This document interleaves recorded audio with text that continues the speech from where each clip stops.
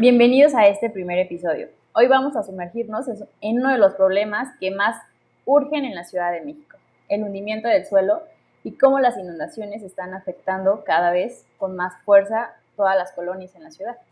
Hablaremos de una zona en específico, Xochimilco. ¿Por qué se está hundiendo la tierra?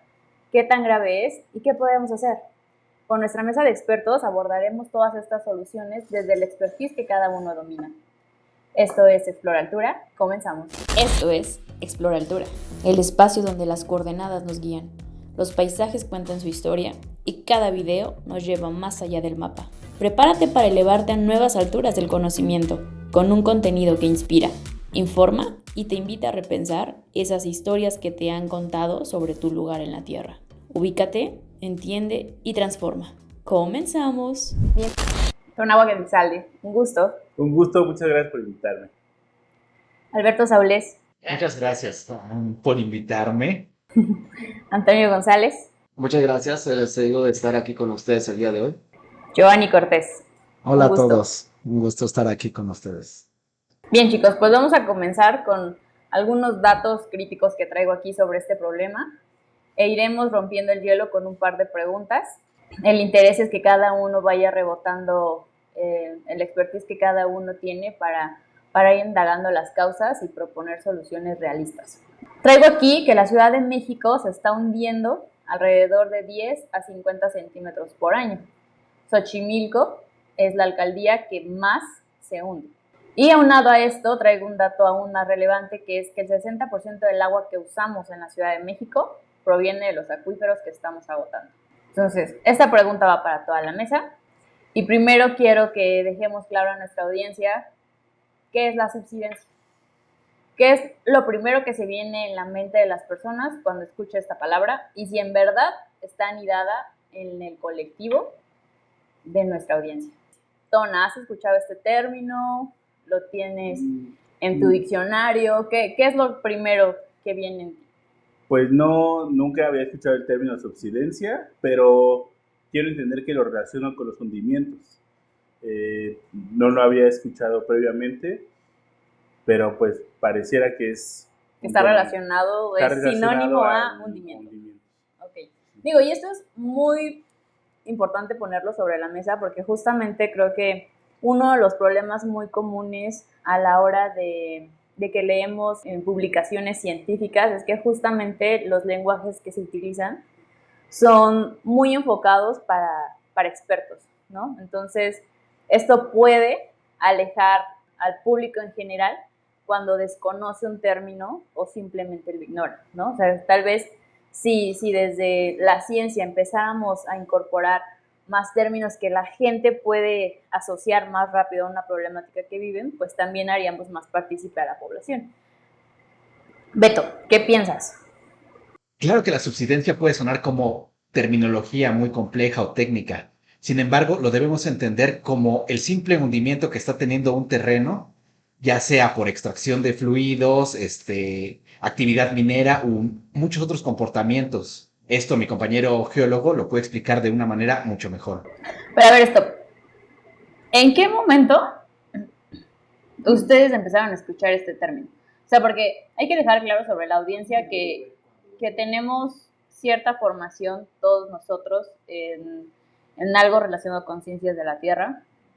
Digo, Tonagua, que es aquí nuestro comunicólogo experto y es el que está aquí para dar forma a la comunicación científica. Pero en realidad, antes de entrar a estos entornos relacionados con estas ciencias, o sea, no es un término que sea tan fácil de introyectar. O sea, y por eso puse que es lo primero que se les viene a la cabeza, porque es padre evidenciar que en nuestro lenguaje ya común, pues decimos, obviamente es hundimiento, pero no, es muy claro que no es obvio que subsidencia es hundimiento, ¿no? Antonio. Bueno, ya que lo planteas así, la verdad, yo haciendo memoria de cuando era un niño o quizá un poco más joven, no recuerdo yo la palabra ni en una televisora, noticiero, en el periódico no recuerdo haber leído la palabra como tal subsidencia. Yo como tal, esta palabra la conocí durante mi etapa de la carrera y cuando yo empezaba a investigar acerca de la geología y entre otras ramas. Entonces, para mí la palabra subsidencia sí suele llegar a ser compleja porque no es una palabra coloquial, no es como decir el sol brilla el día de hoy, claramente, es una palabra que sí tiene un poco de complejidad, pero en términos simples, pues solamente es el hundimiento de la tierra, o del suelo, sí. Gio. Sí, bueno, yo igual dentro de mi formación, la palabra subsidencia sí ha estado dentro de mi diccionario, ya que pues, dentro de mi ramo llegamos a estudiar este tipo de hundimientos o desniveles y yo lo comprendo totalmente como el proceso geológico que le ocurre al terreno al estar en hundimiento, por los diferentes factores que pueden ser inclusive terremotos, extracción excesiva del agua o otro tipo de estructuras que hagan que el suelo, de alguna forma pierda esa solidifiquez y se hunda, es algo que lo entiendo por esa parte. ¿Por qué Xochimilco se hunde más que el resto de la ciudad? O sea, ¿qué hace que Xochimilco se vuelva un espacio tan vulnerable a este fenómeno? Tona. Bueno, dentro de lo que yo tengo entendido como habitante, es todavía uno de los lagos vivos de la Ciudad de México. Formaba parte de los 5 grandes lagos del Valle de México y Texcoco. Y pues quiero creer que al secar el lago, al llevar toda esa agua hacia la ciudad y tener como acciones que fueron deshidratando el suelo, pues permite que todos esos cuerpos de agua que ya no están, pues la tierra se vea frágil para romperse o para quebrarse. Y es que justo hago esta pregunta porque, o sea, si lo pensamos desde la lógica y todo el Valle de México era un lago, ¿por qué no las zonas que tienen más peso por construcción son las que deben, bueno, en mi lógica deberían de presentar más este fenómeno?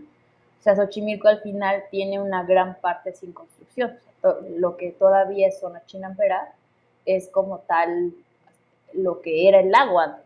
Entonces, ¿por qué Xochimilco es el que más se hunde? ¿Por qué Xochimilco se hunde más? Yo lo atribuiría a porque la zona de Xochimilco se encuentra justamente sobre un cuerpo de agua. De nuevo, como explicaba Tona, entendemos a Xochimilco como una esponja con agua. La gente ha ido construyendo sus viviendas, aunque no sean muy altas, un material que poco a poco va a ir generando peso sobre la estructura del suelo. Si le sumamos la extracción de agua que todas estas comunidades requieren, secan esta esponja y crea infiltración. Esta infiltración hace que No se recargue la ya no se cuenta. recargue el manto acuífero, sí. A ver, nuestro experto geólogo, Antonio. Yo creo que es importante partir de lo que realmente es Xochimilco, que Xochimilco, pues como ya lo habíamos mencionado, pues se construyó sobre un lago. Entonces, como tal, pues es una zona que suele ser muy inestable, porque o está saturada de agua la superficie, o por la misma extracción de agua del subsuelo se vuelve inestable. Ahora, es importante señalar, más bien diferenciar que las zonas con mayor peso, diferenciar qué es una zona con mayor peso y dónde se asientan, o por qué la expansión urbana puede provocar una desestabilización. Son cosas muy diferentes. Por ejemplo, como ya lo mencionaba, Xochimilco es una zona inestable por el tipo de material del que está compuesto su suelo. Es lodo. Al ser un lodo, pues es un suelo que no es compacto, que no tiene la fuerza para mantenerse firme en comparación de una roca. Ahora, súmale el peso de las estructuras que pues no tienen una planificación a futuro, pues se provoca un proceso de inestabilización, o sea, lo aumentas y de por sí ya es inestable y tú le sumas estos factores, a veces corren con mayor peligro de provocar pues un hundimiento o un desplazamiento de la Tierra. Ok. Tengo aquí unas preguntas muy focalizadas de acuerdo al campo de estudio de cada uno. Y voy a empezar con Giovanni. Pero justamente este canal está diseñado para generar una educación en torno a todo lo que tiene que ver con las ciencias de la Tierra y la tecnología que se ha desarrollado en torno a estas ciencias. Entonces, cómo las tecnologías geoespaciales, drones y satélites pueden ayudar a medir el hundimiento en tiempo real, qué datos pueden ser más relevantes para atacar esta problemática y si en verdad México está implementando estas tecnologías desde tu conocimiento para poder frenar o más bien para poder tener monitoreada esta problemática. Pues creo que dentro de esta problemática la tecnología hoy en día ha sido bastante revolucionaria, ya que el día de hoy se cuentan con sistemas de medición en tiempo real o en su caso no, pero sí podemos hacer unos estudios demasiado detallados. La principal técnica o ciencia que se me viene a la mente para tener un estudio detallado de este tipo de afectaciones es a través de la fotogrametría. La fotogrametría, para quienes no lo conozcan, es la medición del terreno a través de diferentes imágenes entrelazadas o transpuestas una sobre de otra. ¿Cómo se logra esto? Esto ahorita, hoy en día, se logra a través de sensores remotos, en los RPAs, o algunos los conocen como drones. Hay drones especializados solamente para este ámbito y incluso ya hemos hecho pruebas, ¿no? No tiene mucho que hicimos un vuelo en San Gregorio a Tlapulco, que de la zona de Xochimilco, donde alcanzamos a obtener información bastante veraz, donde nos dimos en verdad cuenta donde el hundimiento sí era bastante extremo a comparación de otras zonas de la Ciudad de México. Como lo comentaba, ¿no? A lo mejor es curioso el saber cómo es que se está uniendo más en Xochimilco y no más en lo que es el centro de lo que era el lago de Tenochtitlan.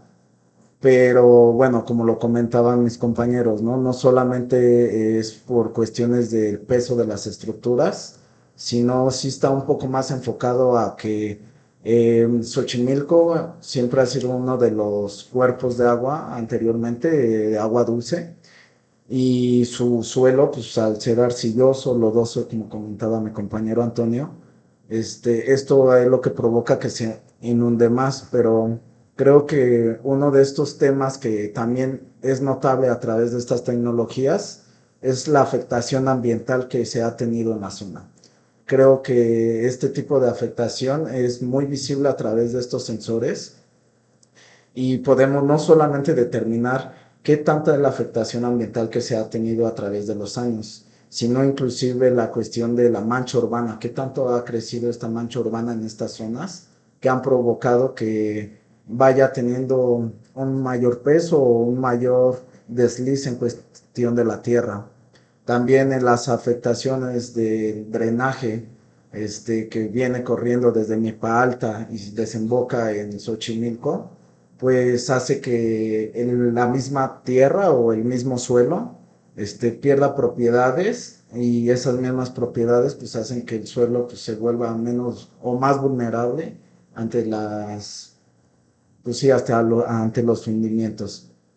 Pero tecnología yo considero que ya existe, que ya hay, y sí hay lugares donde ya se están implementando este tipo de acciones y me gustaría que quien nos viera y si no conocían de este tipo de técnicas, las tengan al alcance de sus manos o al alcance de su vista para que puedan intervenir de alguna forma o promover nuevos tipos de acciones para dar un tipo de solución ante la crisis.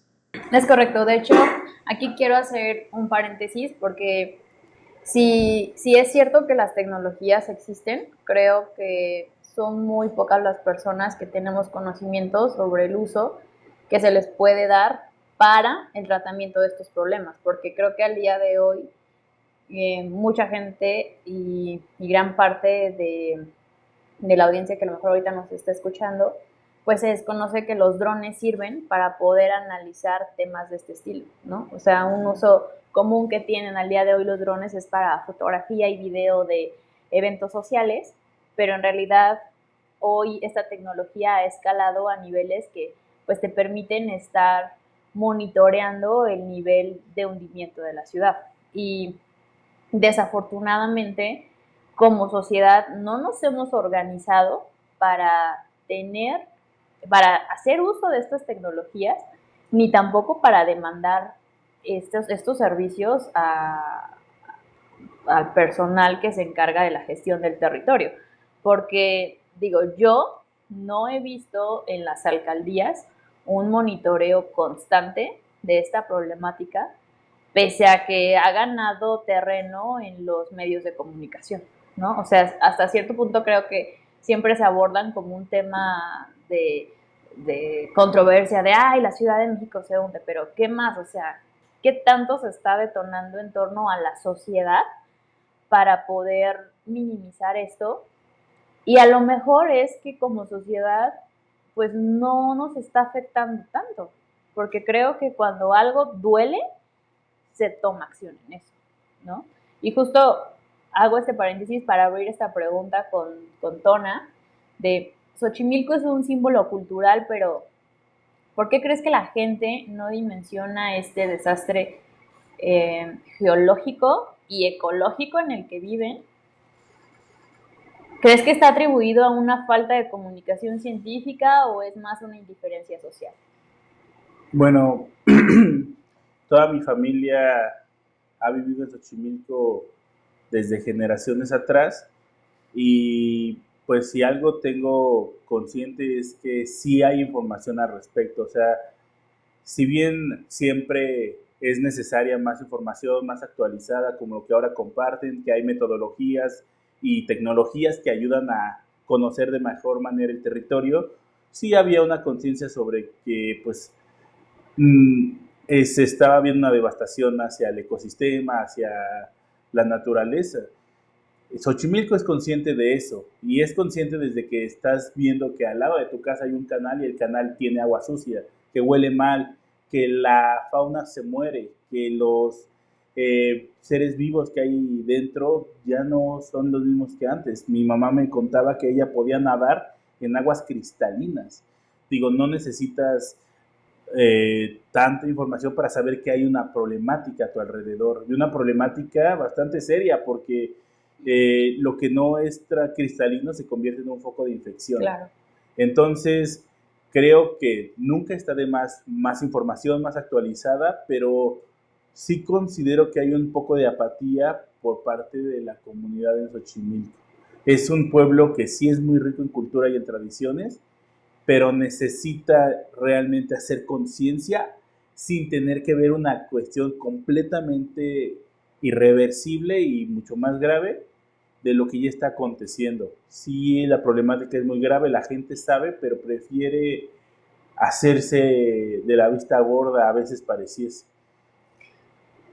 Y justo, no, bueno, el término de indiferencia creo que es necesario explorarlo a más profundidad y aquí me gustaría meter al diálogo a Beto, porque Xochimilco es una de las alcaldías que más crecimiento presenta en su demografía, ¿no?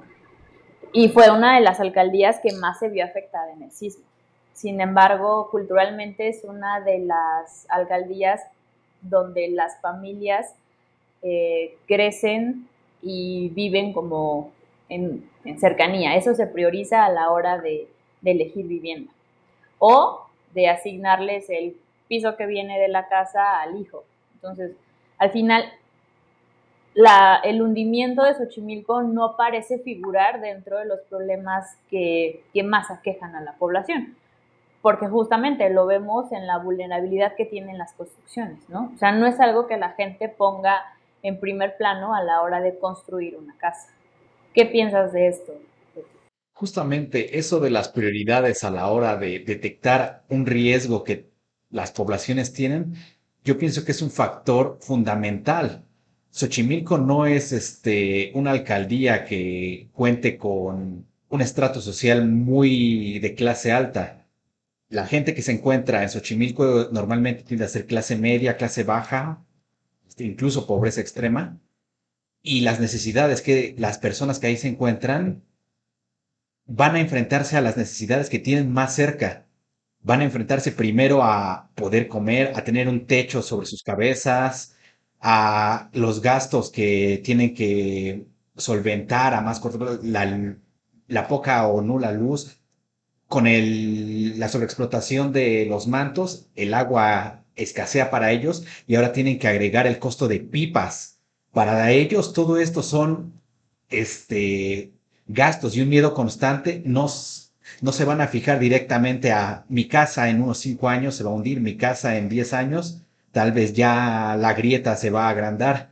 Ellos se van a fijar en el problema que tienen más directo, por lo que yo no lo llamaría del todo apatía.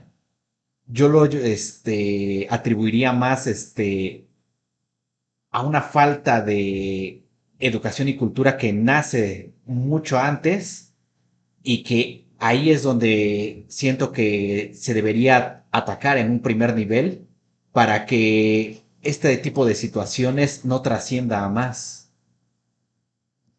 Ok.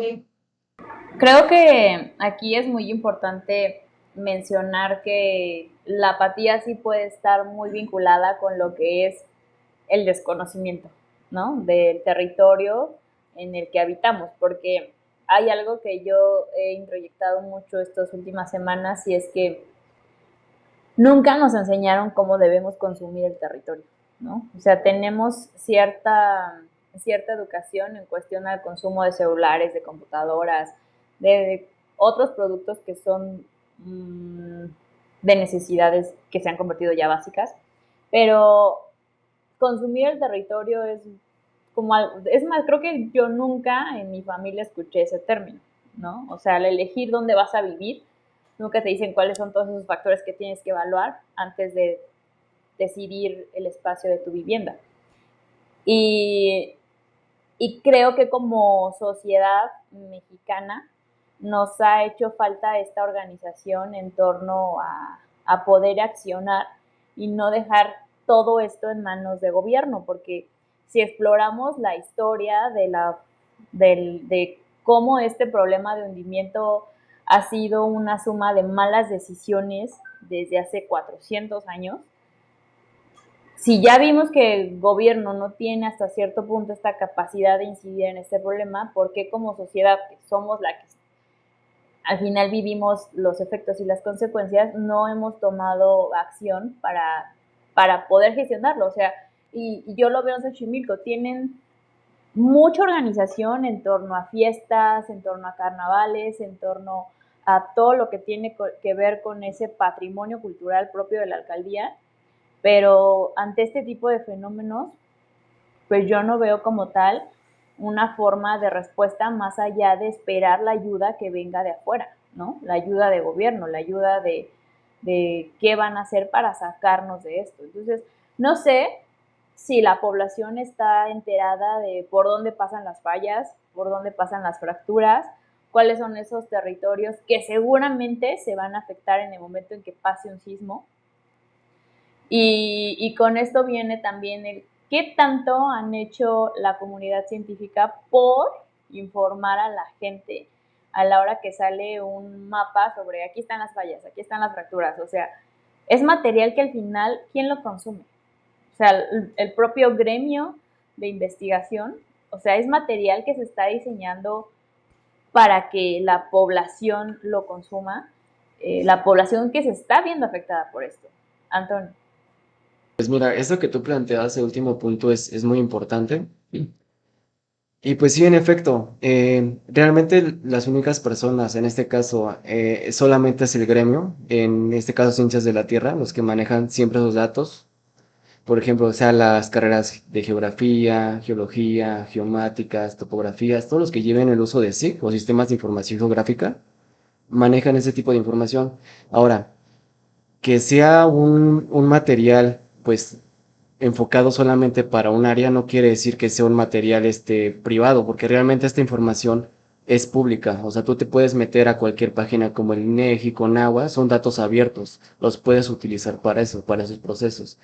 Pero ahora el problema no es usarlos, es cómo se usan. Y creo que más allá de eso, enfocándolo a lo que tú decías sobre las tradiciones, costumbres, las problemáticas de la gente, creo que va por un tema de el no querer saber es el de no querer saber, tener la cultura de no estar informados, por lo cual pues no tenemos conciencia sobre lo que realmente sucede en nuestro entorno. Y si algo pues yo me gusta utilizar siempre en mi carrera y como estudiante que en algún momento fui, es que la observación, la verdad es la clave a veces para determinar ciertas cosas, y en este caso pues un peligro inminente y verlo a futuro. Entonces, repito, no es información que solamente cierto sector pueda acceder, es información abierta. El problema sería cómo se utiliza, pero muchas veces yo considero en lo personal no estamos interesados en saber cómo y por qué y para qué. Pues sí, porque, o sea, el que esté disponible de forma gratuita tampoco es que sea consumible para todos, ¿no? Porque sí debes de tener el conocimiento de dónde está la información, cómo se descarga, con qué software la tienes que procesar, o sea, no es como para que cualquier persona promedio pueda decir, ah, mi casa está ubicada sobre esta fractura.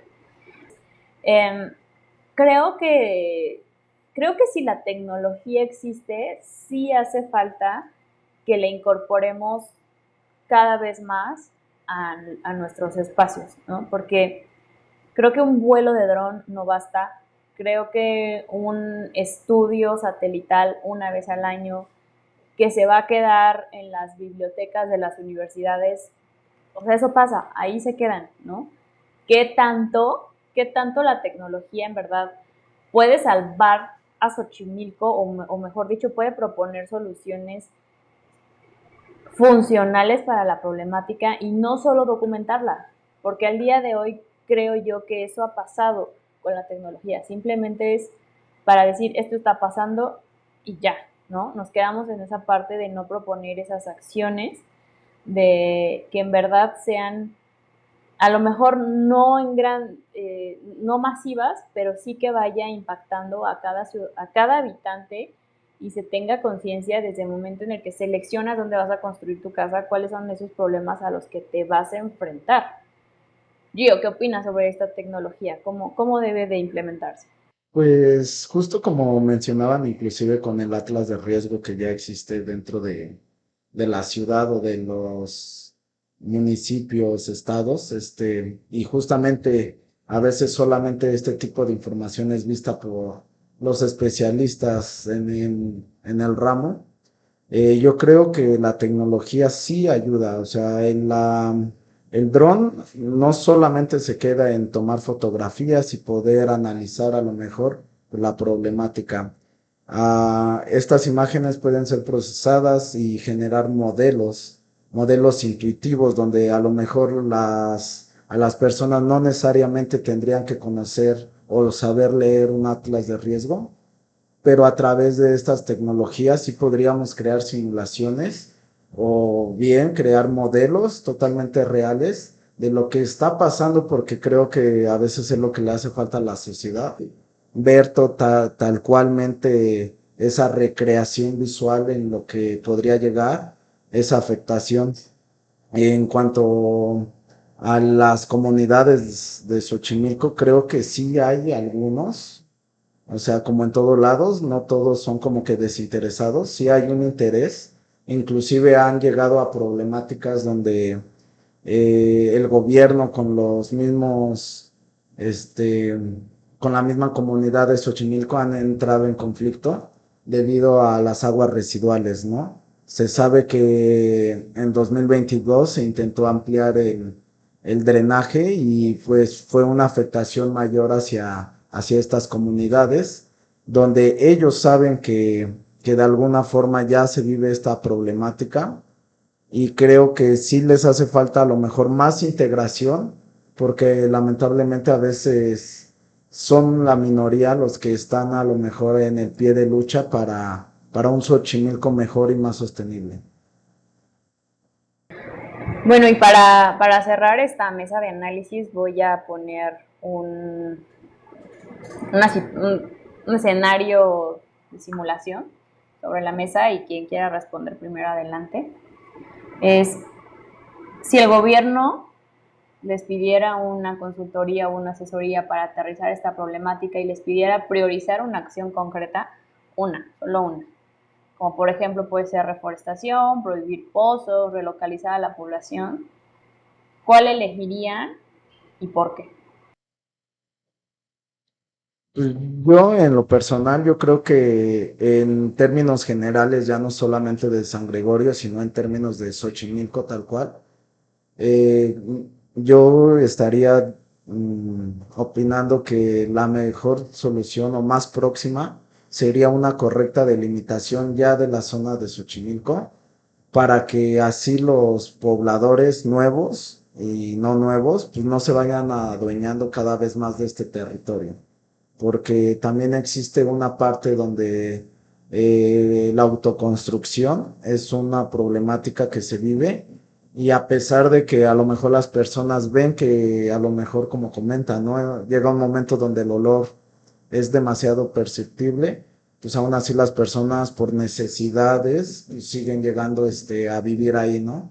Entonces sí considero que sí ya debería de existir una delimitación correcta y ya no dejar que las personas sigan asentándose en este tipo de lugares. Sí, o sea, creo que desafortunadamente para esta problemática sí tiene que haber un monitoreo constante para que el crecimiento no siga expandiéndose en estas zonas tan críticas y que el castigo sí cada vez sea más estricto, o sea, que no sea a ti sí te castigo, a ti no, y que sirva de lección para quienes quieran rebasar lo que ya está establecido, lo que no se puede hacer, porque creo que al día de hoy han sido demasiado endebles los castigos, demasiado permisivos los métodos de construcción, y justo como en esta parte de mantener eh, este, esta aceptación de la gente en cuestiones políticas y electorales, hemos, hemos como sociedad todos hemos participado en que esto cada vez se esté detonándose con más fuerza, ¿no? Tona.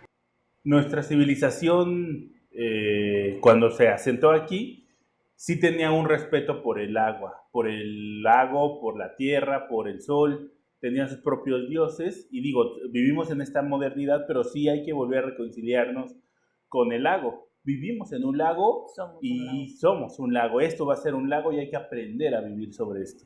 ¿A qué me refiero? A que entender que históricamente nos intentaron despojar de nuestra idiosincrasia, y si había un gran arraigo hacia el dios Tlaloc en ese momento, una de las grandes formas era pues justo vamos a secar y vamos a transformar todo lo que conformaba la cosmovisión de esa época.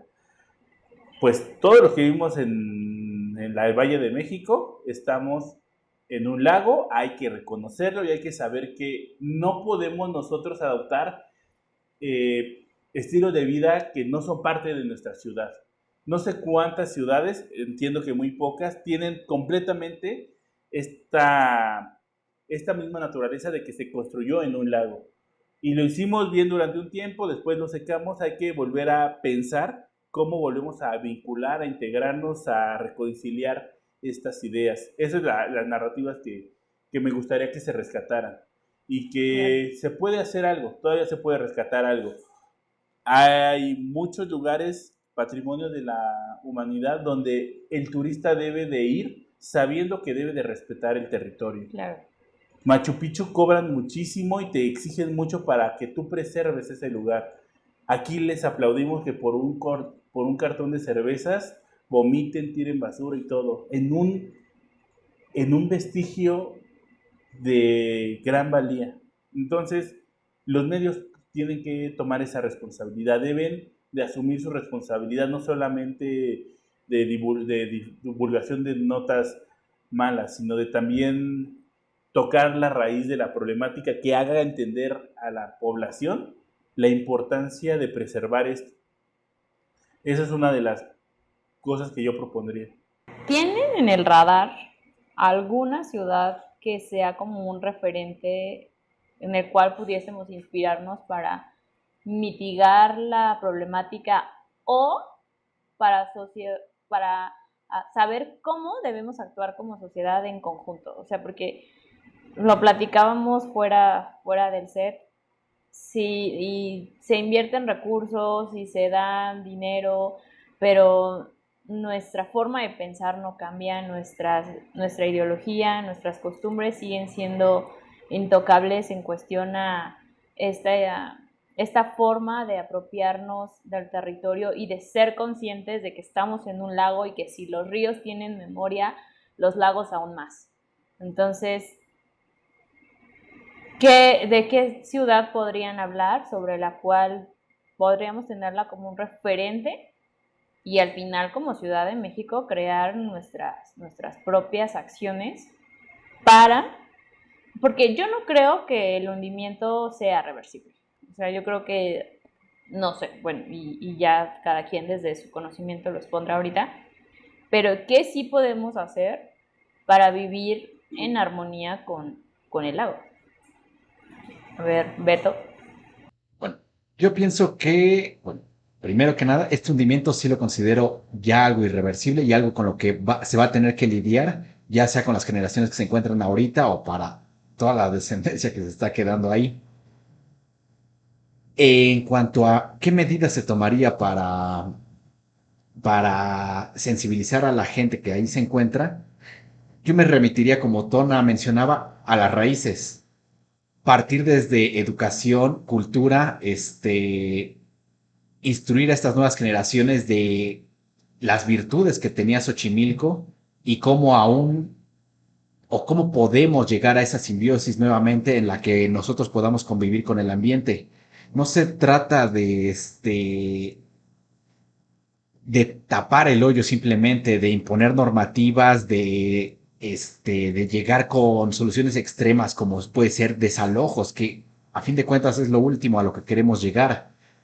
Esta situación, yo creo que trasciende mucho eso, porque no lo veo como apatía de los pobladores, lo veo como falta de conciencia, de cierta sensibilidad hacia el entorno que muchos siglos antes lo manejábamos de una manera simbiótica.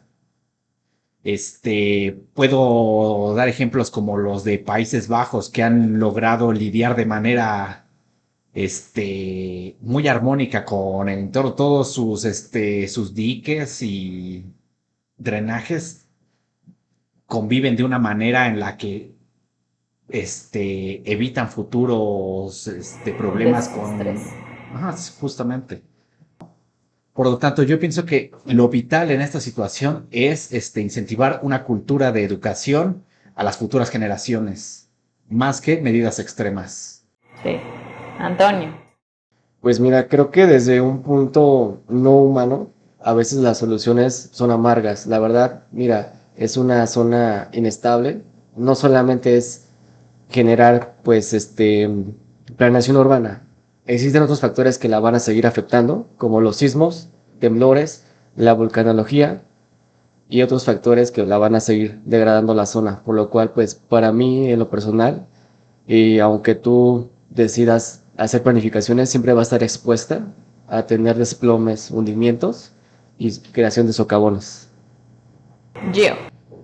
Pues yo más que una ciudad de referencia, eh, considero que sí tenemos las armas suficientes para poder, si justamente a lo mejor no retroceder todo ese daño que se ha causado, pero sí podríamos contribuir bastante a su mejoramiento. No solamente desde las tecnologías que ya existen, sino principalmente concientizando totalmente a los pobladores, a los chinamperos, que de alguna forma es su hábitat, el lugar donde ellos residen, sino que empecemos a crear acciones, ¿no? Como lo comentaba Tona, es un lugar donde en vez de que se le dé la importancia por el lugar que es, por toda la historia que conlleva ese lugar, solamente se ha dejado al despilfarre con tal de obtener un sentido económico que considero que a la vez no le ha retribuido ese valor económico al mismo Xochimilco, ¿no?